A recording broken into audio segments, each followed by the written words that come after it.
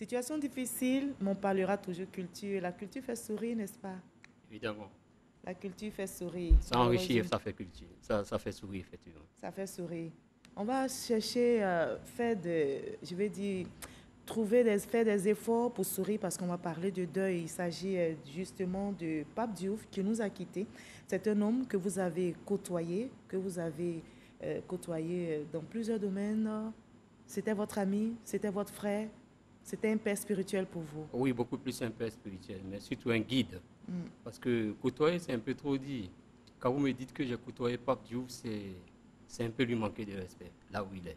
Parce que c'est un grand monsieur, c'est un grand homme avec beaucoup de valeurs, qui m'a transmis beaucoup de choses. Et l'une de ces valeurs, c'est le livre que vous tenez en main. Justement, un livre sur Pape Diouf, sous forme de questions-réponses. Pourquoi? Sous forme de questions-réponses, parce que je suis d'abord journaliste. Et j'ai 25 ans de métier à peu près. Et pour moi, c'est la façon la plus simple de lire pour les gens. Voilà. Je pouvais le faire sous forme de récit, séquencé avec des chapitres, mais quand on le lit, j'ai remarqué aussi que les gens ne lisaient pas beaucoup. Par contre, ils étaient beaucoup plus attachés au questionnaire, qui était un peu plus vivant et puis entraînant. Et n'est-ce pas votre métier de journaliste qui vous a guidé dans le choix de ce style? Oui, c'est vrai, peut-être que c'est un exercice que j'apprécie beaucoup, mais il est plus facile à lire. Merci beaucoup. Alors, Pape Diouf, de vous à moi, votre ouvrage a été dédicacé en décembre dernier et Pape Diouf a fait le déplacement pour assister à cette cérémonie de dédicace. On va revivre encore cet instant avec notre reporter Abou Sanogo et on en rediscute après. Pape Diouf, de vous à moi. C'est un livre qu'offre aux lecteurs et au monde sportif le journaliste José Diati sur le vécu de l'ancien président du club français de football, l'Olympique de Marseille, l'un des plus grands clubs de foot français qui a marqué le monde du sport. Premier noir à avoir dirigé un club européen, cultivé et volontaire, son parcours très riche lui offre une vision précise et éclairée dans de nombreux domaines. Organisation de la FIFA et du monde du foot, subtilité de la gestion des grands clubs, la politique, la culture, le terrorisme et le racisme. De cette interview détaillée, guidée par des questions pertinentes du journaliste sportif José Diati, se dessine un portrait original de Pape Diouf qui se dévoile en toute simplicité. Je l'ai encouragé, j'ai répondu autant que faire se peut aux questions qu'il m'a posées, avec beaucoup de sincérité. C'est vrai que c'est un livre qui reflète assez bien la pensée qui est la mienne. L'œuvre de 95 pages a été dédicacée en présence des acteurs du monde du sport, qui ont salué l'auteur qui met en valeur celui qui s'est illustré de fort belle manière dans le milieu du ballon rond de l'Hexagone. Pour faire ce qu'il a fait, ce n'est pas le fruit du hasard, parce que pour être reconnu, surtout en Europe, dans ce milieu-là, il faudrait que ça soit quelqu'un de qualité. José Diati est un journaliste sportif ivoirien qui exerce le métier depuis 25 ans. Voilà, dites-nous, quand vous revoyez cette image, qu'est-ce que cela suscite en vous? C'est difficile? C'est très difficile parce que c'est le dernier souvenir, effectivement, que je garde de Pape Diouf. Mais j'aimerais préciser que cette dédicace s'est faite un peu de la douleur. Parce que avec un jeune promoteur ivoirien du nom de Lavry, Pierre-Emile, nous nous sommes battus pour faire cette dédicace. Nous avons demandé beaucoup à des personnes de nous aider, mais je profite de l'occasion pour remercier le directeur général de la RTI, qui est l'une des premières personnes, tout de suite, qui a anticipé et qui m'a accompagné, qui nous a accompagnés.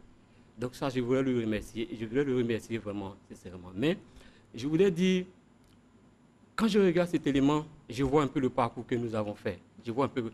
Et M. Pape Diouf, quand il est rentré à Paris, a appelé M. Lavry. Et après, il m'a appelé. Il m'a demandé, mais José, je suis parti, mais est-ce que les gens t'ont accompagné? Je lui ai dit, bon, j'attends toujours. Et il m'a dit, José, tu sais, dans la vie, il y a le souhaitable et il y a le réalisable. Tu l'as réalisé, c'est déjà bon. Le défi a été relevé. Alors, comment s'est faite votre rencontre avec Pape Diouf? Ma rencontre avec Pape Diouf, je suis journaliste, comme je l'ai dit, et je l'ai rencontré sur différents stades. J'ai couvert beaucoup d'événements, les Coupes d'Afrique, les Coupes du Monde avec les éléphants de Côte d'Ivoire. Et je le voyais, je prenais ses propos à chaud. comme tout bon journaliste. Mais il n'avait pas encore mis un nom sur mon visage. Voilà. Bon, mais il a travaillé avec quelqu'un de très bien, de formidable aussi, qui est Tierno Seydi, qui, en tout temps, était l'agent de Didier Drogba, qui m'a appelé un jour, qui m'a dit, bon, José, il y a la fondation Didier Drogba qui se remet un peu en place. Viens, tu vas nous donner un coup de main. C'est comme ça que j'ai intégré l'équipe administrative. Et c'est ce qui a favorisé le contact avec... Mais Pape Diouf, on s'est rencontrés au Tchad, au cours d'une mission. Voilà. Et vous lui avez fait part de ce projet d'interview que vous vouliez réaliser avec lui. C'était important pour vous de réaliser cette interview avec Pape Diouf? Je n'avais pas l'idée au départ, mais c'est quand j'ai côtoyé l'homme. Nous avons fait 4 jours ensemble. Entre les dîners, les rendez-vous protocolaires chez les ministres, chez le Premier ministre, j'ai vu sa façon de fonctionner. J'ai dit, mais tiens... Qu'est-ce qui vous a marqué chez lui? Mais il y a l'élégance d'abord. Il y a la culture, il y a l'élégance, il y a l'attachement. Des valeurs vraiment très importantes. Et quand il venait ici, c'était pour lui de venir donner quelque chose. Il venait partager son expérience, il a dit dans cet ouvrage. Et je n'ai pas compris pourquoi ce monsieur, il venait donner. Mais les promoteurs, les initiateurs qui se battaient pour que Pape Diouf venait ici n'étaient pas accompagnés. Bon, mais il est parti aujourd'hui. Alors, quand c'est une grosse perte, franchement. Quand vous parlez de l'élégance de l'homme, comment est-ce que vous l'expliquez? Mais dans l'élégance, il y a l'esthétique, il y a la grâce, mais dans l'humilité, dans la simplicité. Et vous avez dit que c'était un homme joyeux aussi? Oui, joyeux. Qui prenait la vie avec le sourire, on l'a vu tout au long de cette conversation. Oui, mais il n'a jamais pris les gens de haut. Jamais pris. Pape Diouf, il vous écoutait.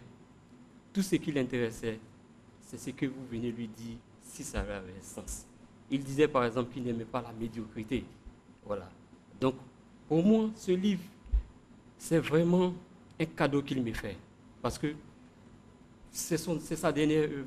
Et je suis le seul Africain. Et justement, on voit que c'est un cadeau, puisqu'il vous a ouvert les portes de sa vie, il vous a évoqué sa carrière, sa vie dans la société française. Alors, dans cette conversation avec Pape Diouf, ce contact direct que vous avez eu avec lui, dites-nous, qu'est-ce qui vous a le plus marqué dans cette conversation? D'abord, le livre, on l'a écrit sur 4 ans. Ça, il faut le dire, sur 4 ans. Ce qui m'a le plus marqué d'abord, c'est quelqu'un qui n'oubliait jamais. À chaque fois qu'il arrivait à Abidjan, il posait ses valises, il me donnait un coup de fil. José, rejoins-moi, on va travailler. On passait des heures ensemble, même jusqu'à minuit, on travaillait.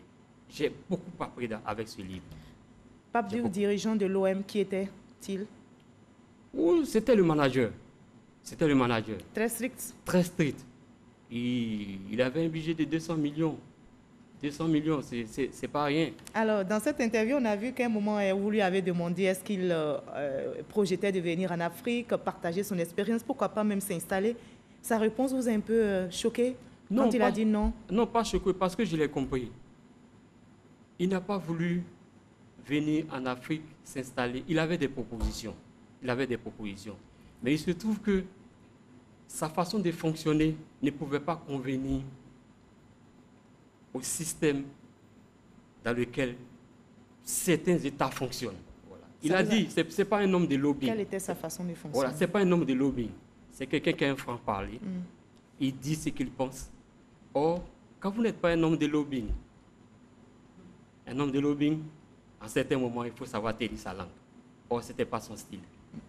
Alors, Pape Diouf n'a pas décroché de trophée à l'OM lors de sa présidence entre 2005 et 2009, mais il est souvent présenté comme celui qui a construit les succès olympiens qui ont suivi. Comment vous l'expliquez? Oui, mais il n'a pas remporté de trophée, mais quand il est arrivé entre d'abord manager en 2004 et de 2005 jusqu'à ce qu'il parte, il a fait 4 ans, il a quand même stabilisé le club. Il a quand même été parmi... Il a stabilisé le club et le club a toujours joué la Ligue des Champions. Même s'il n'a pas remporté de titres, le club a toujours eu une place en Ligue des Champions. Donc, n'oubliez pas que l'Olympique de Marseille aussi est un club tourmenté, avec beaucoup de supporters passionnés. Donc, quand il est venu, il a quand même un peu donné la joie de vivre aux supporters, puisqu'il est comprenait. Il a été journaliste, il a travaillé à la Marseillaise. Donc, il a été journaliste spécialisé de l'Olympique de Marseille. Ensuite, agent de joueurs. Et président du club. Donc, et l'un des premiers, il est le premier noir Le seul pour Le seul pour l'instant. On espère que la relève sera assurée. Et il va aussi tenter une expérience politique. Non, il a dit... Il dit c'était bon. Non, il a dit... Réponse, Il ne fait pas de la politique. mais Il aime la politique, il aime dans l'action sous un plan sociologique, Oui. mais pas sous un plan politique. d'où l'idée de la création de sa fondation. Voilà. Il a dit, il est venu en politique. Il n'a pas fait de la politique. Il est rentré dans l'action publique. Pour lui, je réponds à son expression, il fallait botter un coup de pied de la fourmilière. Voilà. Et il a réussi. Alors malheureusement, ce 31 mars, c'est un jour sombre pour l'Afrique, pour le monde du football. Le coronavirus va l'arracher à l'affection des siens. Et tout comme avant lui, il y avait d'autres figures du ballon rond. Par exemple, l'ancien président du Real Madrid, Lorenzo, qui décède le 21 mars du Covid-19. Oui, mais je parle beaucoup, avec beaucoup d'émotion parce que je revois un peu. Je n'ai jamais imaginé que c'est de cette façon que Pape. Et justement, il aura même droit à des adieux discrets. Quand je relis certains passages du livre, je lui demandais comme ça dans le livre, mais de quoi avez-vous peur le plus dans la vie? Il a dit, c'est de la maladie. Oui. Et ça, c'est à la C'est de page la maladie. oui, Voilà. C'est de la maladie. 92 ouais, de votre ouvrage. Ironie du sort, c'est la maladie qui l'emporte. Et ce qui fait le plus mal, on n'a pas eu le temps de lui donner vraiment des obsèques vraiment. Nous sommes tous cause du confinés. Covid-19. Bon, voilà. Donc, vous l'avez dit, vous avez décidé d'orienter votre plume en vous impliquant dans la lutte désormais. Effectivement. Bon, ce n'est pas mon seul ouvrage que je compte faire, mais aujourd'hui, mon combat, c'est le Covid, la lutte contre la pandémie du coronavirus, parce que c'est elle qui a emporté quand même la personne qui m'a un peu tout donné, des valeurs vraiment essentielles de la vie. Merci beaucoup. Et vous l'avez dit, l'humilité, l'excellence, le travail bien fait. L'attachement. Pape Diouf, De vous à moi, un livre de José Gatti à lire pour connaître et partager, comme on l'a entendu, les valeurs d'humilité, d'amour et d'excellence, des valeurs prônées par Pape Diouf et qui ont fait de lui un journaliste accompli, un agent apprécié, un dirigeant majestueux. À demain 20h, bonne santé à toutes et à tous. À 23h, vous avez rendez-vous avec Kolo Koulibaly.